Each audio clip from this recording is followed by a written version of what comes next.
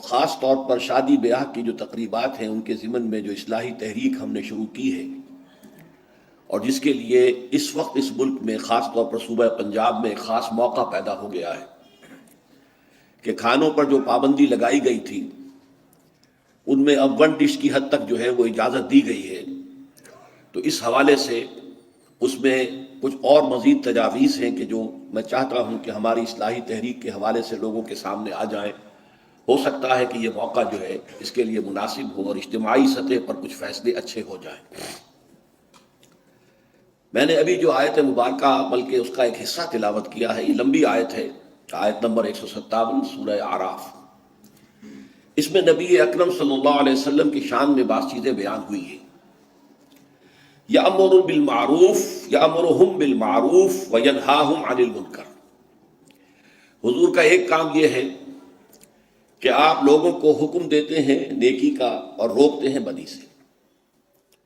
دوسرا وَيُحِلُّ لَهُمُ الطَّيِّبَاتِ وَيُحَرِّمُ عَلَيْهِمُ الْخَبَائِثَ۔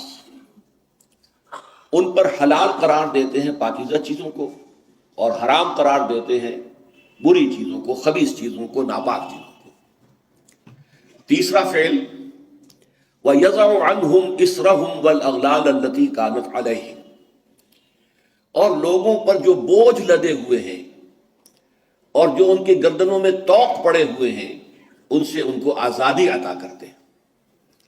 یہ نبی اکرم صلی اللہ علیہ وسلم کی شان میں تین باتیں ہیں جو اس آیت میں آئی ہیں۔ اس کے بعد فرمایا گیا فَالَّذِينَ آمَنُوا بِهِ وَعَزَّرُوهُ وَنَصَرُوهُ وَاتَّبَعُوا النُّورَ الَّذِي أُنزِلَ مَعَهُ أُولَٰئِكَ هُمُ الْمُفْلِحُونَ۔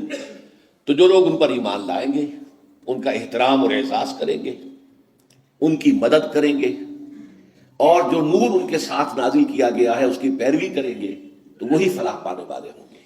اللہم ربنا اجعلنا منہم، اللہم ربنا اجعلنا منہم، آمین یا رب العالمین۔ اب یہ جو میں نے تین چیزیں بیان کی ہیں، اس وقت ان میں سے صرف ایک کے بارے میں مجھے گفتگو کرنی ہے۔ باقی پاکیزہ چیزوں کو حلال کرنا، خبیث چیزوں کو ناپاک کرنا ہمارے علم میں ہے، اس میں کوئی وضاحت کی اس وقت ضرورت نہیں۔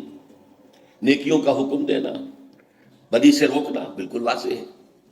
یہ اسر اور اغلال کیا ہیں کہ جن سے نبی اکرم صلی اللہ علیہ وسلم نے نوع انسانی کو نجات دی ہے؟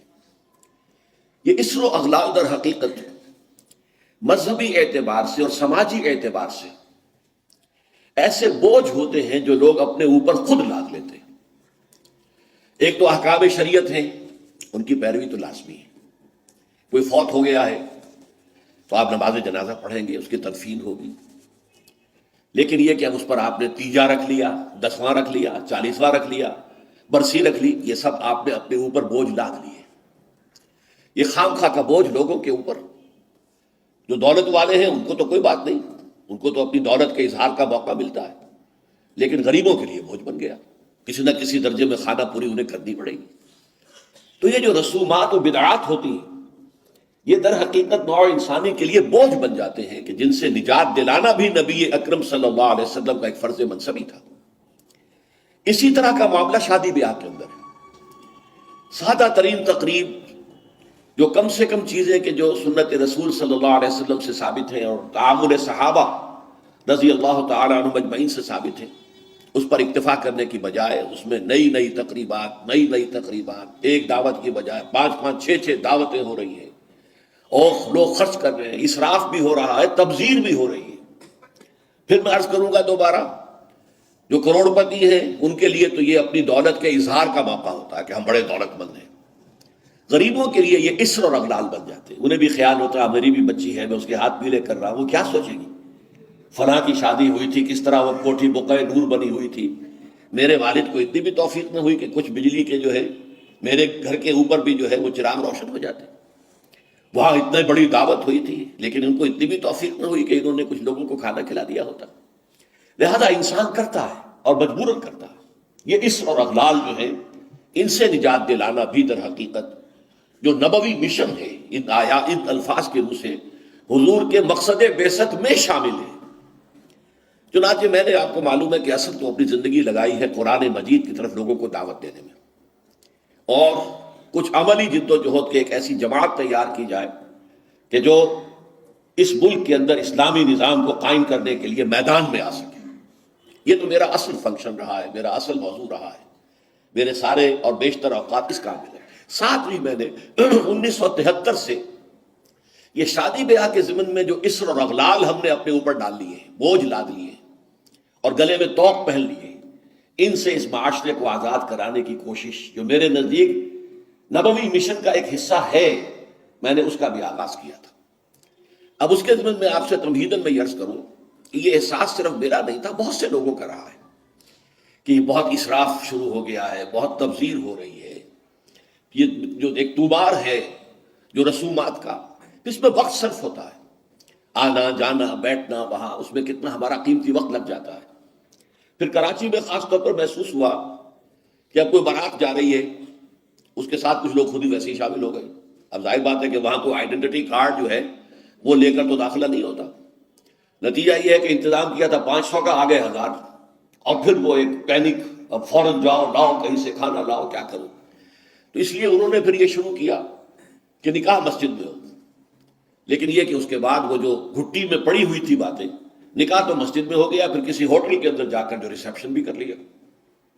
تو گویا کہ وہ انہوں نے صرف اپنے لیے ایک انتظامی سی سہولت وہاں پہنچائی تھی، حقیقت میں کوئی بنیادی تبدیلی واقع نہیں ہو سکی.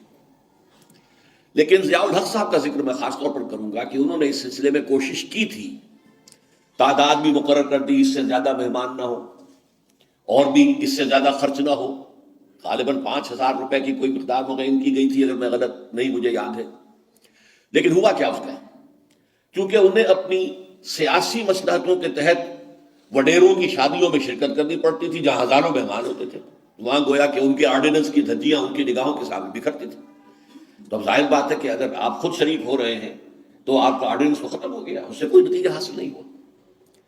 تیسری بات یہ ہے اس میں، اور یہ بڑی اہم ہے، اس کو سوچئے کہ اس کے ضمن میں دلیل صرف ایک دے جاتی رہی، سادگی ہونی چاہیے، سادگی ہونی چاہیے، کفایت شعاری ہونی چاہیے، کفایت شعاری ہونی چاہیے. لیکن یہ لفظ بے معنی ہے. سادگی کروڑ پتی کی کچھ اور ہے، لکھ پتی کی کچھ اور ہے، جھگی والے کی کچھ اور ہے. سادگی کی کوئی معنی نہیں ہے، ریلیٹو ٹرم ہے، آربیٹریری ٹرم ہے، اس کے لیے کوئی مفہوم معین نہیں ہے.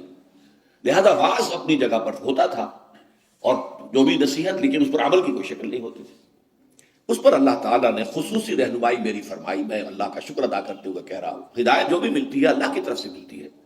الحمدللہ الذی ہدانا لہذا وما کنا لنہتدی لولا ان ہدانا اللہ. کل شکر اور کل سپاس اور کل حمد اور کل ثنا اس اللہ کے لیے جس نے ہمیں ہدایت دی، اور ہم ہرگز ہدایت یافتہ نہ ہو سکتے اگر اللہ ہی ہمیں ہدایت نہ دیتا. وہ ہدایت کیا تھی کہ اصلاح کے عمل کے لیے جو کارنر سٹون چاہیے، بنیاد کا پتھر، وہ مضبوط ہونا چاہیے.